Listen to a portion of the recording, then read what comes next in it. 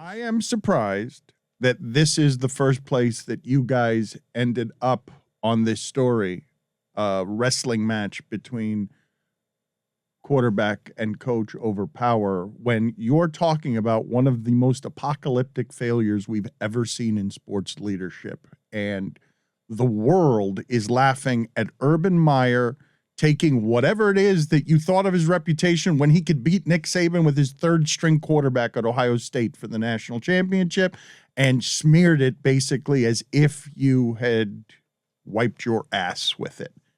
13 games for him to go from coveted guy everywhere to laughing stock every week, and the only reason Jacksonville was in the news for anything other than failure on the football field. Like, you are talking about in the middle of the night trying to hide in the shadows of a franchise that does very well just hiding in the shadows, nobody paying attention to it, getting so embarrassed by a guy that Shad Khan's son came in here and said had changed the entire culture of the place and that felt like he had moved Jacksonville Jags football into a different realm of professionalship and accountability.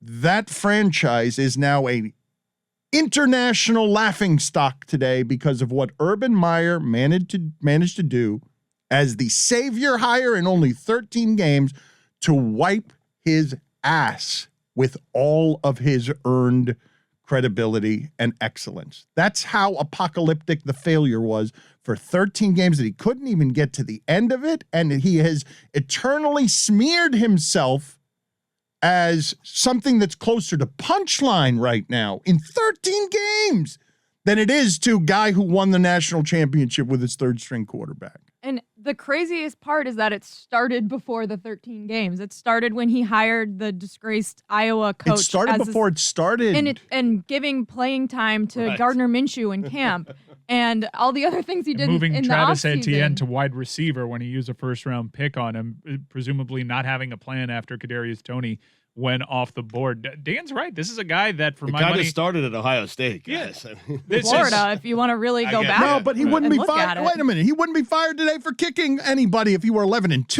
No, it didn't start at Ohio State. All the trades and compromise. Look, he wasn't fired for doing it in the preseason. People are laughing right now at the misery of someone who just got fired because they think he's an asshole. Yeah. Dan, you were absolutely right. I think, for my money, this is the second greatest college coach of all time. And now when you say Urban Meyer, he's a punchline. It's unbelievable. He undid his legacy. How fast that happened, because he had to test his ego. He had the choice. Jimmy Johnson told us this. You want the Texas job or you want the Jacksonville job? And Jimmy Johnson, who has said his favorite job was the University of Miami job, and he had to go test his ego in the pros because he had to. But he has his remorse about not being able to just stay in college and do that thing where he could be dominant. He had his choice between Texas football headed to the SEC. Urban Meyer is one of the big-name coaches in the conference with the glamour program in the United States, what is considered the best job in college football, the University of Texas job. And in 13 weeks in Jacksonville, 11 of which he lost football games during, except for that one where he ruined the entire Dolphin season. I mean, that's not even his best moment. I think it was handing Chris Jericho a laptop. Used as a skit in the middle of this stadium. I think, put it on the poll, The stadium please. His best moment, too. yeah. That was his best moment. Was that the I only agree. good pub he had during Yes. this entire run? Yeah. Yeah. That's it. Yeah. Do you guys remember the picture frames on the coffee table? That was was- supposed to be good pub. I They would were- have fired him on the spot. They were trying to do like a puff piece on his family moving to Jacksonville, and wow, people got a glimpse into that. And looks like what Woody's coffee table probably looks Well, like. look, we theorize. Which if is you that were- of a killer. Yeah, if we theorize, Harsh. you can't possibly care about your family this much. And then a couple days later, I'm just saying. I want to ask you guys. What the hell did I do? Winnie is very upset. I mean, The way you looked and crossed your arms when she hurt, said that is the way a murderer would react to being called a murderer. I'd watch your Thank back. you, Chris Cody, quite presented by literally. Shits and Giggles. I don't think that we have a lot of places that we could ever look, Stugotz, where we will find this combination of things, because it's not just an apocalyptic leadership breach that makes you rethink some of the things you have thought about how people are excellent at leading others when you can fail this poorly. The thing that has been startling, but not to watch, there ain't anyone supporting him. There ain't anyone taking another side. Tebow will be there eventually. Tebow will be. Yeah, he'll be there. Yeah, Brady, his pals over at Big Noon Saturday.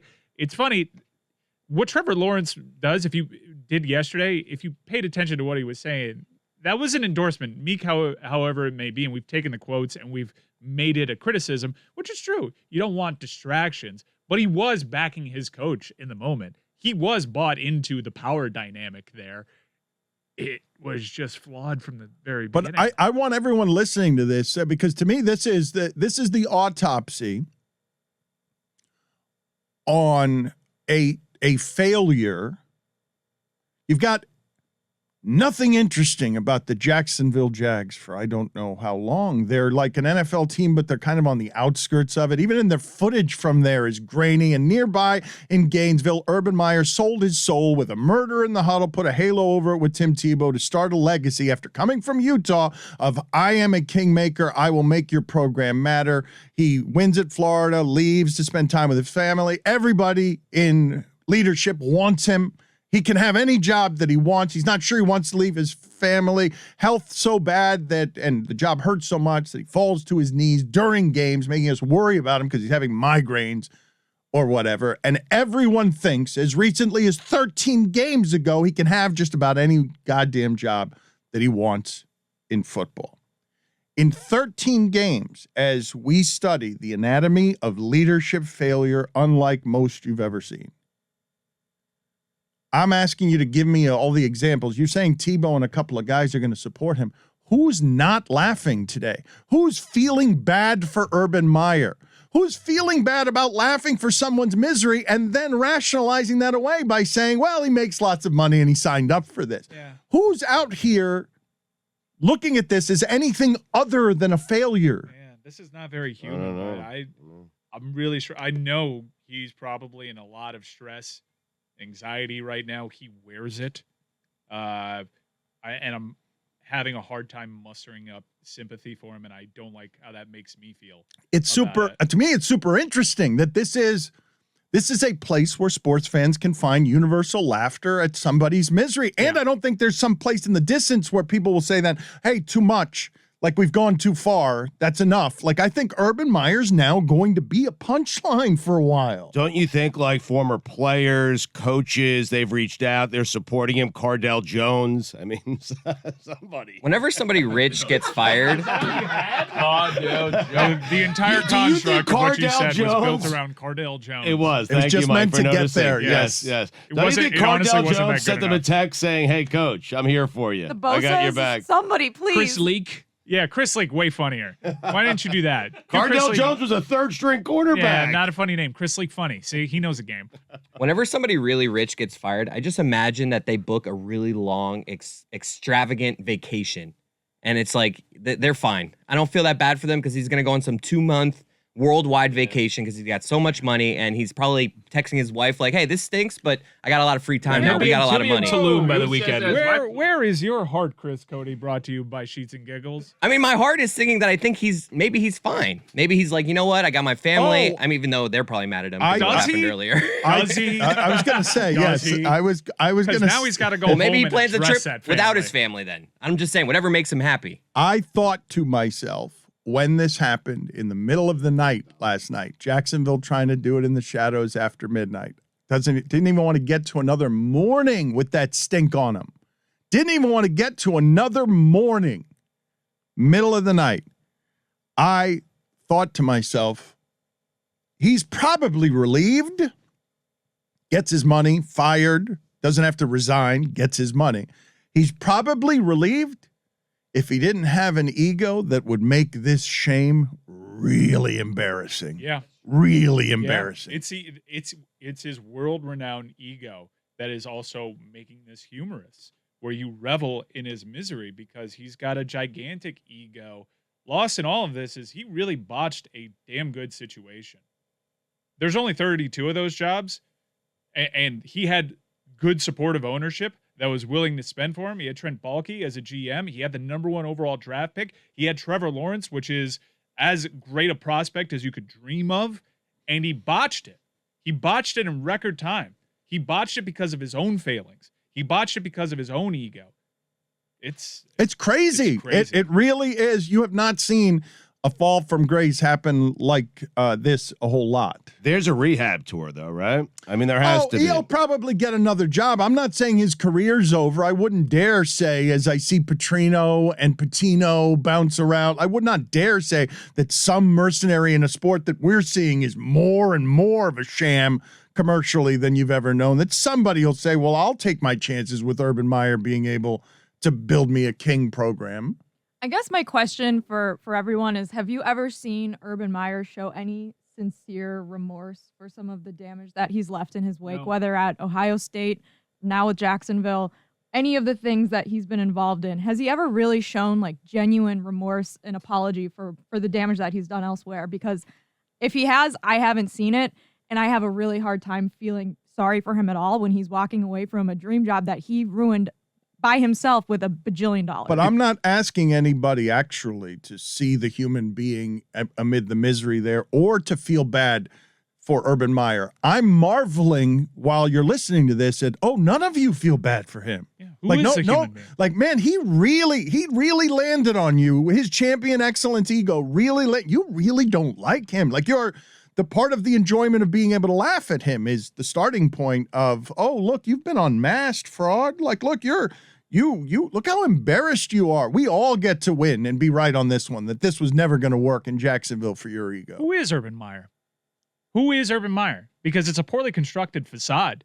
The real Urban Meyer might have been in his tap house. The real Urban Meyer was panicked when his friend entered that boat that one time while he was doing the interview. Who is this guy? Because he's not for real.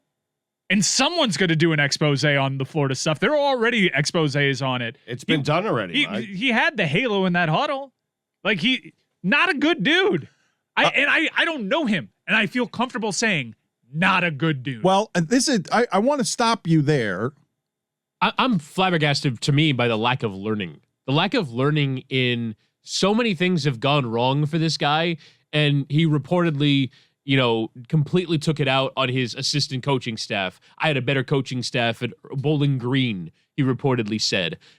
Kicking kickers, like doing all this stuff where it's like, oh, you just haven't learned any lesson about what happened to you at Ohio State, what happened to you with the strength coach, what happened to you at Florida. Like, this is his formula in his mind for success. And that, for me, is the joy in it in some ways. Like, oh, your precious formula, like what you think works, doesn't work here. But Chris, his entire life, he's accustomed to getting away with it. He's been getting away with it his entire career, just at the college level.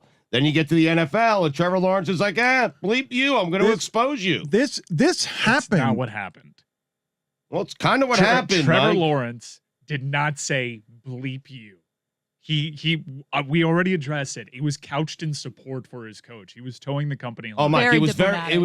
it was diplomatic. It was very obvious what Trevor Lawrence was trying to say. Stugotz wants to keep getting back to quarterback and coach feuding, and I don't want to go there. Like, we can go there at some point if you must, but you want to keep going back to the quarterback. I don't think that's the interesting part of this story. We'll have time to examine. But you were examining, like, me saying I don't think he's a good guy, and I'm taking not just what happened in Jacksonville. I was also taking into account the Zach Smith stuff and what I know to be true about the Florida situation. I'm stopping you only because this is a joke Reale does on Around the Horn all the time. He's a good guy. He's a bad guy. Like that we don't know. Yes, there's a lot of public stuff that would make people ascertain that Urban Meyer is a jerk.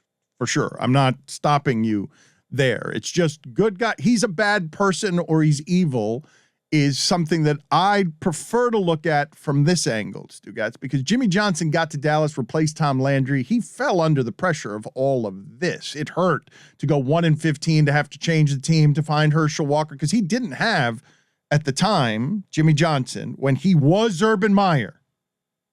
Jimmy Johnson went into Dallas, and people laughed at him for his first year the same way they did at Urban Meyer. This is not going to work.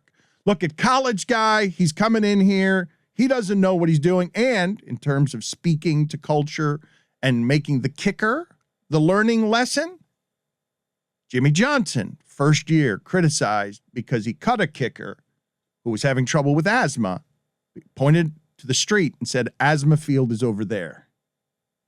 Did that to a kicker with asthma. God damn, Jimmy did that?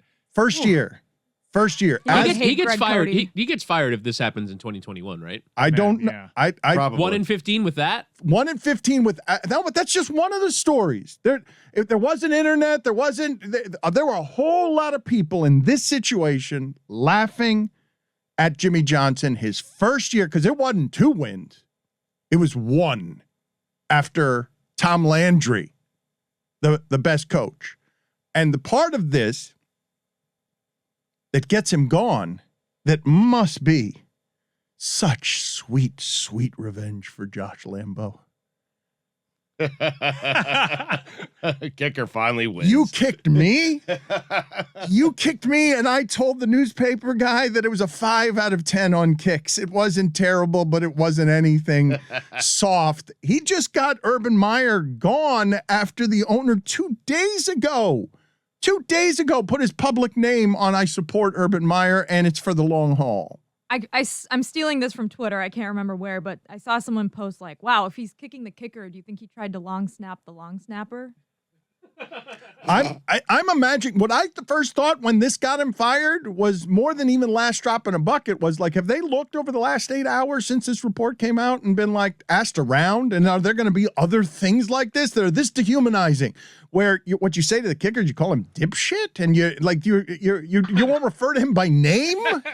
That is so messed up. Also, I laughed. No, it's totally absurd. This is a grown man at his workplace. Like, this is the entire crux of it. That Urban I'm Meyer, the bleeping coach. I kick whoever I want to kick. That's what Urban he said. Meyer That's didn't know what how he to coach said. professionals. Like, That's what the quote was. I'm the head ball unbelievable. coach. If I want to call you a dipshit and kick you, that's what I'm going to do. What did he do to his college kickers? Let's have the round table. I'm round up the college Urban kickers. Meyer's college kicker. I'm wondering if table Jacksonville talk, like let's just go. called a couple of kickers and they're like, "Oh no, we've got a problem." Now the Daily Beast is going to come in You're and working talk. on Caleb Sturgis. Who else we got? The Daily Beast is working on a story. They've got 13 kickers.